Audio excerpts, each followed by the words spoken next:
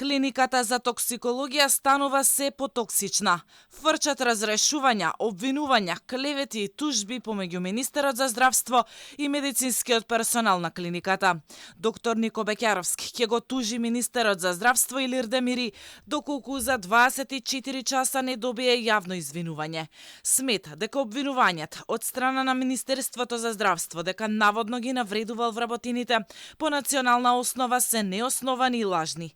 Беќаровски ги демантира наводите за подкривање на меѓуетнички тензии и се закани со кривични пријави за сите кои што ставиле подпис на документот каде тој е обвинет. Почитуван министер Демири, се надевам дека објавата е без ваше знаење и одобрение, бидејќи со истата ми нанесовте несогледлива штета на мојот углед базирана на лажни изјави, на незаконски архивиран документ на кој не стои ниту едно име, за која ќе следува соодветна судска тужба кон инволвираните. Најколегијално ве замолувам во следните 24 часа јавно да се оградите од оваа објава на сајтот и да ми се извините за нанесената повреда на мојата чест и углед. И вработените на токсикологија кои работниот век го поминале со Беќаровски се кренаа на нозе.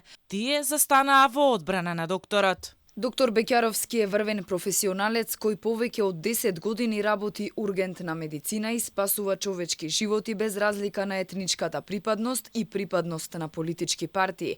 Па поврзувањето на неговото име со вакви невистини за политички цели е скандалозно и некоректно и поттикнува нетрпение по национална основа. Ситуацијата на токсикологија ја подгреа разрешувањето на медицинскиот директор Данил Петровски од страна на министерот Демири. На клиниката изминативе месеци беа констатирани низа неправилности, со кои одговорност требаше да сноси организацијската директорка Бесија Илјази.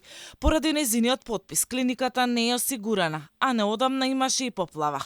Забелешки за незината работа имаа и инспекциите, бидејќи дозволувала 18 лица со месеци да се шетаат низ клиниката и да работат со пациенти без никаков договор. Во меѓувреме беше доведена во прашање валидноста на резултатите во токсиколошката лабораторија, затоа што биологот нема решение, а имало и обид за замена на урина со наркотици со чист примерок од страна на еден од договорците кој Бесија Илјази сака да ги вработи.